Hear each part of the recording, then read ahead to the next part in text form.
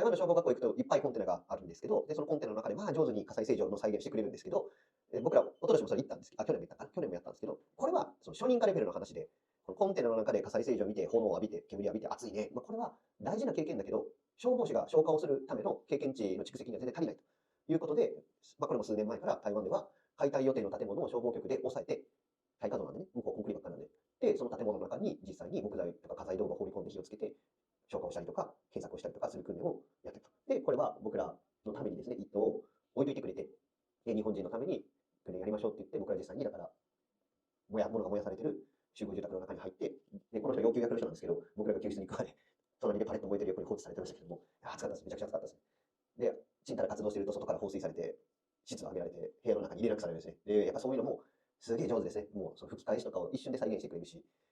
そういう訓練をしてきました。で、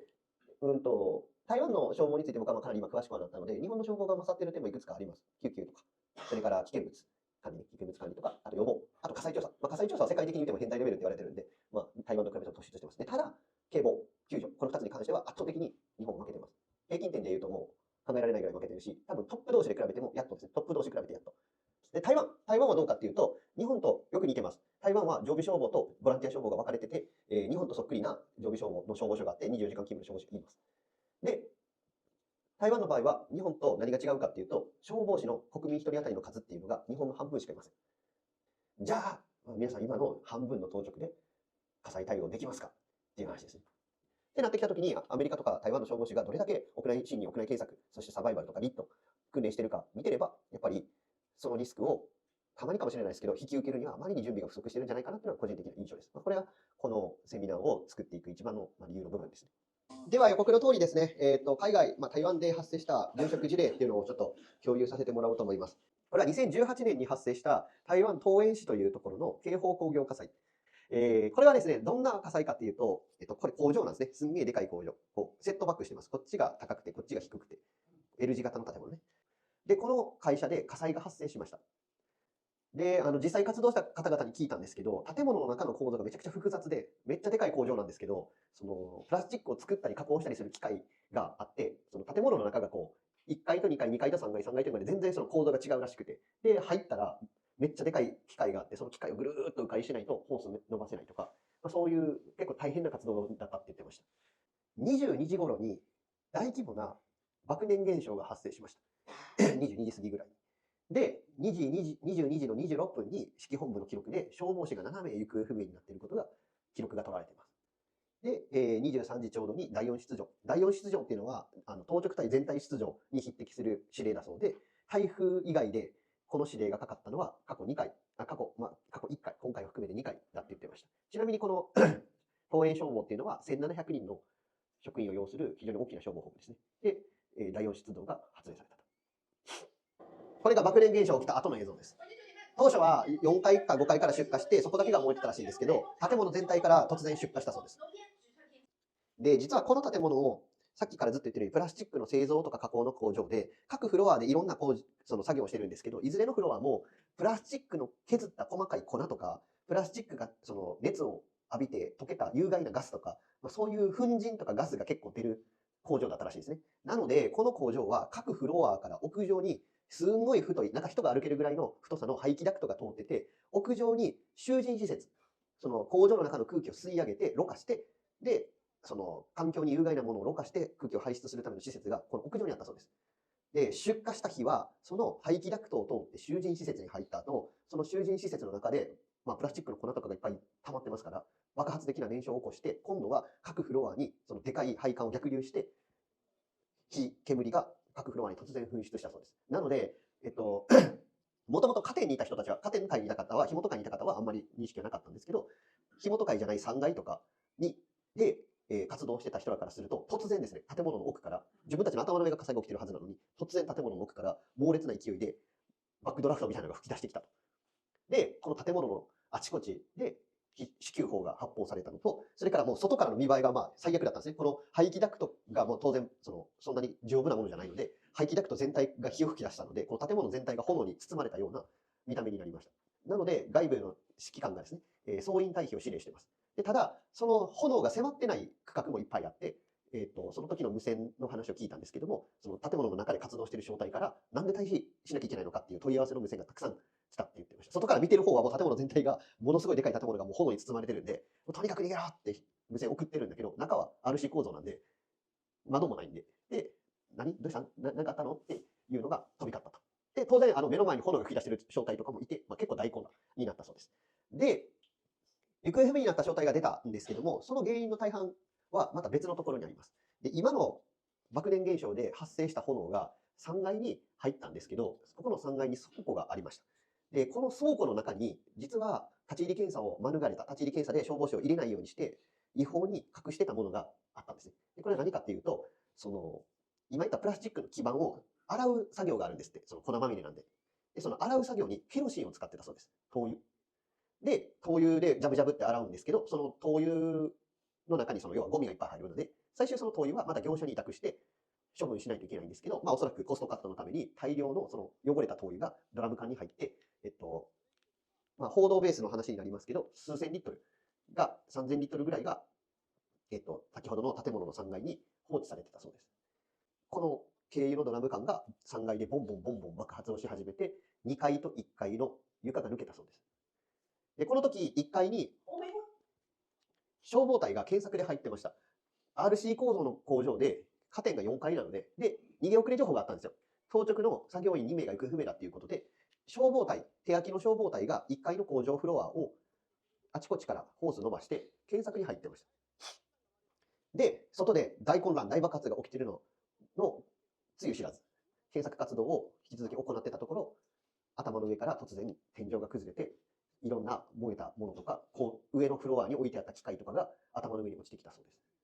で、最終的に2小隊の7名が行方不明になって、ほぼ同じ場所で発見されています。で、この7名が行方不明になった情報は、早期に確認はされてて、救難活動が始まるんですけども、非常にこの救難活動は困難だったと。で、開口部がこのルートなんですけど、で、大体ここからここまでが50メートル近くあるって言ってました。で、ただ、ここに行方不明の消防士たちがいるっていうのは、これも結構初期の段階から分かってたそうです。っていうのが、真っ暗であちこちから煙が上がるこの1階のフロアの中で、ここに2本ライトが、サーチライトみたいにクロスするような形で天井に向かって光ってたそうです。つまり消防士がつけているサバイバーライトですね。なので間違いなくここに消防士がおそらく2人以上いる。ここまでは確定的に分かったそうです。で、ここからここは見えてたそうです。ただ、ここからここまでの間50メートル近い区間が浅いところで膝、深いところで肩の高さまで瓦礫が降り積もってて、その瓦礫があちこちで火を吹いている状態だったそうです。で、この当時、この東園市消防局では、過去に殉職事故が発生してたのもあって、救助隊員は全員リットの研修を受けて、リットチームが結成できるように標準化されてたそうです。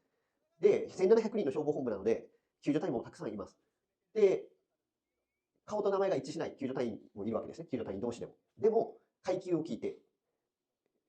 3人集まって階級を聞いて、じゃあ、あなたが1番、あなたが2番、俺がリーダーっていうふうに、もう顔と名前が一致しない状態でも3人救助隊が集まったら、リットチームが作れるように、そこまで標準化してたそうです。で、実は僕がすごくお世話になっている台湾の東園市の消防局の幹部の方がいるんですけど、その幹部の方は、僕が初めてお会いした時は、高度救助隊の小隊長だったんですけども、その後、首都の消防大学校に入校されて、2年かな。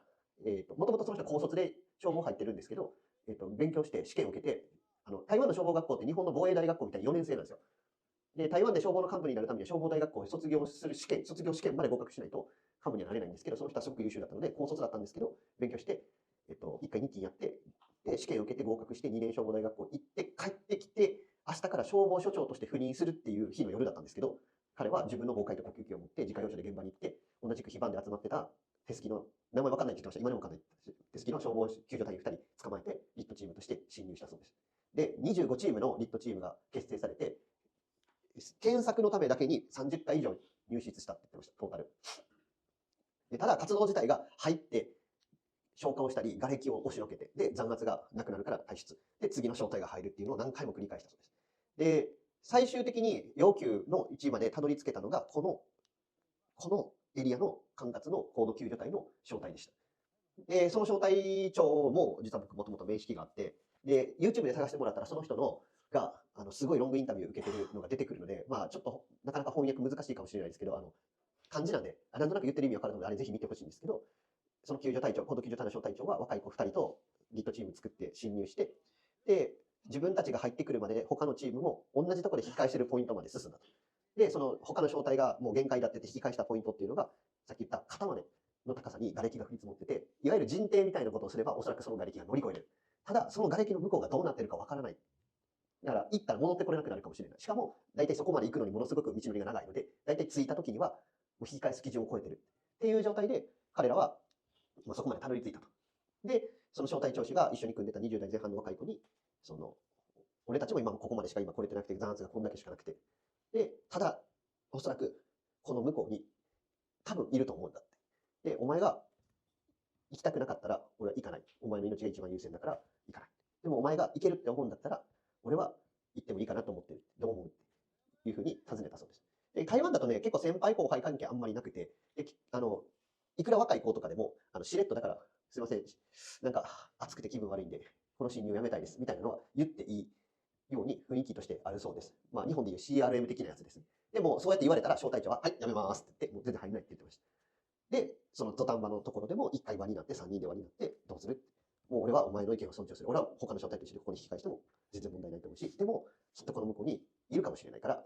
行ってもいいと俺は思ってる。お前が行けるんだったら行こうと思うって言ったら、若い子が行きましょうって言ったそうです。で、実際に2人で1人を陣形で押し上げたら、上がったところに要救助者の靴があったそうです。で、その後、急いでですね、全員頑張ってその瓦礫の上に這い上がったところ、ちょうどそこがこのゾーンだったので、あちこちに消防隊員が倒れている姿を発見できたそうです。でもやっぱり熱気と煙がまだ随分立ち込めてて、生きてるのかどうか、死んでるのかどうか、どんな風な状態になってるのかほとんどわからなくて、とにかく足を叩いたり、肩を叩いたりして声をかけて回ったそうです。その中で、なんと実は一人だけが反応があったそうです。これが行方不明になった7名の隊員。この3番のローさんという方、この人だけが実は最終的に救出されています。この時、発見時間が午前1時24分です。事故が発生してから3時間半が経っています。で、今言ったリットチームの3人は、この人だけが反応があった。で、この人も反応があるように見えたって言ってたんですけど、明確に反応が確認できたのがローさんだったので、彼らはローさんを引きずって退出することを決断しました。でも実際にはほとんど救出できずに、完全に3人ともエアアウトして、倉庫の中、工場の中で面体を取って四つん這いで脱出したって言ってました。でも、要求発見法の無電を打ってたので、彼らがもう面体むしり取って必死で息止めて、四つん這いでダッシュしているときに、正面から他の消防隊が続々と侵入してくるのを見て、安心して脱出したって言ってました。で、実はこのローさんというのは、この7人の中でダントツで若くて、当時、消防士になって2年目の24歳の職員でした。で、彼だけが、実はこれ、1000って書いたのは高卒です。高卒組。消防、これ、台湾は高卒の消防士は、警察学校消防専科に入ります。警察学校で消防士になります。警察学校に警察専科と消防専科があって、1000って書いてる人は高卒です。で、この人は、ロさんは大卒なので、特コース、特別コース。特別コースで消防学校だけ行っています。日本だと結構、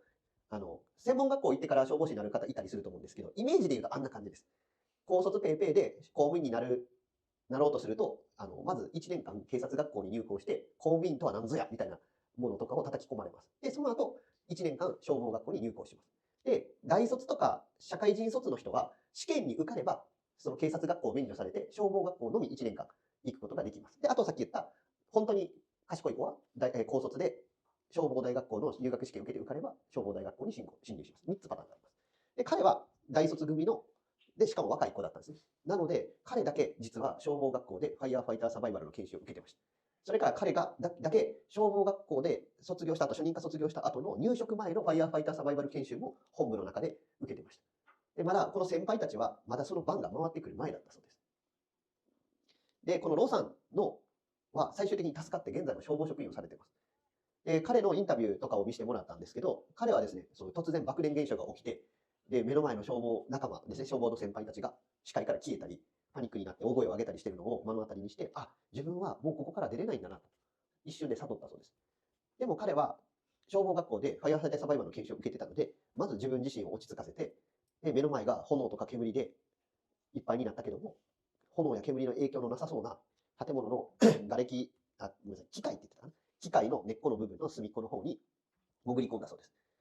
で、それでも少し暑かったんだけども、気づいたら床に水たまりができてるのを見つけて、その水たまりの中になんとか上半身を潜り込ませて、体が熱くならないようにして救助を待ったそうです。で、彼は警報器を自分で明動させて、体から外して瓦礫の上に置いて、それからサバイバーライトも点滅モードにして、で、彼が言ってたのは上じゃなくて、こっちから来てくれそうだなっていう方角に向けたって言ってたかな。言ってました。で、あとはひたすら落ち着いて救助が来るのを待ったと。で、ただ、空気がなくなった。で、空気がなくなった時にどうするかは、ファイヤーファイターサバイバルでは習ってなかったそうです。ただ、教官が休み時間に個人的なプライベートな雑談の中で、もし呼吸器の空気がなくなってもまだ救助が来なかった時は、レギュレーターを外して、この面体の穴に手袋を当てて呼吸をするんだというふうなことを聞いたのを思い出して、それを実際にやってみたそうです。で、その時教官は鼻で呼吸しなさいと。口で呼吸すると気道が焼けてしまうから鼻で呼吸をしなさいっていうふうに言ってた。で、実際に鼻で呼吸をしてみたんですけど、一息目でものすごく刺激臭のする煙が入ってきて、くしゃみと咳が止まらなくなってしまったので、彼は鼻で呼吸することを諦めて、口で呼吸したそうです。で、彼は手袋をはめた手をこう筒状にして、面体の穴に当てて、この筒の中で空気が冷えた空気が中に入ってくるようにして、呼吸を続けたそうです。で、うつ伏せで、こういう姿勢を取り続けてると腕がものすごくしんどくなるらしくて、時々右の手と左の手を変えて、ずっと待ってたと。で、待ってる間は、これも授業で習ったらしいですけど、楽しいことを考えて、自分はきっと大丈夫。自分はきっと仲間が見つけてくれるんだって自分に暗示をかけて、で、自分自身も不思議なぐらい落ち着いて救助を待ってたそうです。で、もう途方もない時間が経った頃に突然、誰かが自分の足をガシッと掴んで、とってもびっくりしたと。驚いたと。飛び上がるぐらい驚いたっていうふうに証言をしていました。で、彼は最終的に救出されたんですけども、気道熱傷を負ってましたので、ICU に入ってますが、その後無事に退院して職場復帰しています。で、個人的にはこの事案は多分世界の消防の歴史に残る救出劇だと思うんですよね。3時間半、工場火災の現場で3時間半仲間を信じて助けを待ち続けた24歳の消防士。で、彼らが待ってるはずだって信じて3時間半諦めずに侵入し続けたリットチームですね。皆さんの現場だったらどうでしょう。皆さんの本部で皆さんの仲間が取り残されて出れなくなった時に何時間救助の体制を続けられますか。鎮火優先ではなくて。僕は日本で3時間半救命最優先での対応は多分やれる本部さんないと思います。諦めると思う。もっと早く。だって呼吸器の空気ないんだもん。でも彼らは呼吸器が絶対呼吸器の残圧がないはずの時間でも諦めずに救出を試みたんですね。で、この事案では6人の方が亡くなりました。残念ながら。実はこの消防本部ではこの5年前にも5人の消防士が亡くなる殉職事案が発生しています。それはボーリング場の火災で、ボーリング場の屋根裏で火災が発生して、実はボーリング場全体に中性体ができてた。でも当時熱画像とかが十分に配備されてなくて、カテンの検索で消防隊が大量にボーリング場の中をうろうろしているときに一気にフラッシュオーバーが始まったそうです。で、実はライトで照らして天井だと思ってたものが中性体だったそうです。隊員たちの頭の上1メートル以上の高さに中性体があって、彼らはそれは天井だと思ってたけど、実はそれが煙だったそうです。この高かったんですよね、天井が。で、でかいボーリング場全体の天井裏が全部煙で覆われてたんですね。で、これが爆燃現象を起こして、ボーリング場全体が崩落して、5人の隊員が亡くなっています。で、この時、消防局長だった方が、その1回目の殉職事案ですね。議会に呼び出されて、責任追及して辞職を迫られました、議員さんに。5人も消防士が死ぬっていうのはさすがに台湾でも異例なので、消防局長はどういう責任を取るんだ。で、5人も消防士が死んでますので、台湾でももちろんセンセーショナルに報道されて、議会に生中継も入って、で、連日連夜、日本の昔の昭和みたいな感じですね。泣き崩れるお母さんの映像とか、奥さんの映像とかがワイドショーで流れて、国民的に結構議論になったわけです。で、誰が責任を取るんだと。こんな消防士が死んで、誰かが責任取らないってのはおかしい。ってなった状態で、議会に消防局長が呼び出されて、責任追及されたんですけど、その時この消防局長がやったのが、今まで議会で消された予算のリストを作って持ってきて、こういう教育のためにアメリカに職員を派遣しようと思ったけど、議会で否決されました。今、東映消防にはこんな古い消防車がたくさん残ってます。15年前の消防車が残ってます。これも更新したいって言ったけど、議会で蹴られました。で、ずーっとやったんですね。で、この消防士たちにね、十分な装備がなかった、熱画像カメラがなかった、訓練をする機会がなかった、これは誰の責任ですか。僕らの責任ですかって議会でやったんです、生中継で。次の年、1700人の消防本部でした。1700人の消防本部で予算1.5倍になったそうです。で、そこから1回も下がってないって言ってました。ずーっと。で、その消防局長の指示で、アメリカとかに職員を派遣したり、アメリカから消防職員とか、教官を呼んできて、リットの体制とか、救難の体制とか、それからホースとかも、ダブルジャケットのホースがもう当たり前にしてっていうのを作っってたんですけど、この事故が起きてしまったんです。で、最終的に、この6人全員の身元、7人全員の身元が確認されたタイミングで、その消防局長は辞表を出して隕石辞任をされましたけども、個人的にはその局長がいたから、多分このローさんが助かっています。その局長がいなかったら、多分このローさんは助かってないです。だから僕はこの事案に関しては、個人の能力、それからチームの能力、組織の準備、この3つが十分だったので、6人は亡くなりましたけど、最後の1人を救出できた事案だと思っています。で、皆さんにはですね、それぞれの組織規模によってできることできないことがあるとは思うんですけども、ぜひ自分たちの、もしくは自分たちの仲間とか、もしかしたら自分自身がですね、何か窮地に陥った時に、ちゃんと外に出してあげられる体制を作っていただきたいなと思います。で、僕らは一番最初の動画で見せた、ごめんなさい、写真で見せた、この訓練はその東園市さんでやってもらいました。で、この東園市消防局では、この救出活動は全ての現場職員ができます。で、東園市消防局の方針としては、やっぱり大きな事故があった時には、救助隊だけでは隊員を出せない。実際さっきの事案も、6人の遺体を出すために最終的には消防隊も投入して、ひたすら一晩中遺体の搬送をしたらしいんですけど、当時、その瓦礫の中を救出してくるような道具とかが十分になくて、ものすごく大変だったって言ってました。で、実際現場で倒れかける隊員とかも出てきて、で、そういった中で、この東映消防では、リット的な運用ではなくて、リットがやってるような主義を全ての消防士ができるように標準化するっていうふうに舵を切りました。なので、僕、未だに疑ってますけど、本当その辺の田舎の分署とか出張所のなんかボーン出た消防士でも、できるのこれって言ったらできます。できる人以外は現場に出してないです。で、5日間の研修をやって最終日1日想定訓練で目隠しをした状態で、事前に何をするか定められてない状態で想定を出されて、自分たちの正体で容器を外まで救出しないといけないです。ホース地獄とかもやってましたけど、半端ないです。半端ない。これの半分ぐらいの部屋の中にホース10本ぐらい充水して、そのうちの1本だけが正解で、しかもその1本辿って退出するまでの間、横から飛び蹴りされたり、ウェビング首にかけて引っ張られたり、即死命締められたりします。で、脱出しないといけないです。で、これはもう事前にパワハラじゃないよって。みんながああいう事故があった時に、絶対に帰ってこれるための訓練だよっていうのを言ってからやるそうです。で、耳元でずっと、若い女性の教官とかもいるんですけど、ずっと助けて、熱いとかって耳元で叫び続けてました。で、そういうプレッシャーの中でも脱出が必ずできる人間じゃないと火災現場には出せないっていうことで、で、さっきも言ったんですけど、台湾ってその階級制度が日本とちょっと違うので、で、日勤ってほとんどないんですよ。日勤ほとんどなくて、日勤ってなるともう幹部だけなんですよ。で、この今言った5日間の試験突破できなかった人は日勤に回されるそうです。で、皆さん分かると思うんですけど、ペイペイの若い子で日勤、わかりますね。人事部付けとかね、総務部付け、事実上の退職勧告です。なのでみんな必死でやるって言ってました。で、もうしょうがないから落ちちゃう人もたまにいるらしいですけど、落ちたら別の所でやってる次のコースに行ってもう一回受かって帰ってくる。で、3年に1回リフレッシュの講習があって、そこでもう一回試験があって、で、そこで能力不足って判断されると日記に回されるそうです。すごいですよね。1700人規模の消防本部で、現場で出るのは1400人ぐらいって言ってましたけど、救急隊から救助隊まで1400人全員ができるって言ってました。5年かけて全員ができるようにしたって言ってました。で、東園市って別にすげえ金のある本部とかっていうわけでは必ずしもなくて、それは組織規模としては大きいんですけど、でもあれだけでかい組織規模で本気出したらこれができるんやなっていうのは、一つ個人的には、驚きというか、よくね、大きい組織ほど変わりないとかって言うけど、結局はこれやる気の問題なんだな。で、結局こういうコース、研修受けたときに、やっぱり一つでも大きいのは、やっぱりいた教官全員があの現場で出したって言ってました。あの現場で仲間の遺体を持ったって言ってたんです。で、やっぱそれはちょっとでかい。かなりでかい代償を払った結果、その意識が根付いたのかもしれないんですけど、ただですね、やっぱり向こうの人も言ってたし、僕も同じことを思うのが、でもやっぱり俺らと同じ経験をしてほしくないし、すべきじゃないって言ってるんですね。だから、俺らの教訓を生かしてちゃんと準備してほしい。こういうことをしないといけなくなる前にやってほしいっていうふうにメッセージをもらってますので、ぜひ皆さんの方でもですね、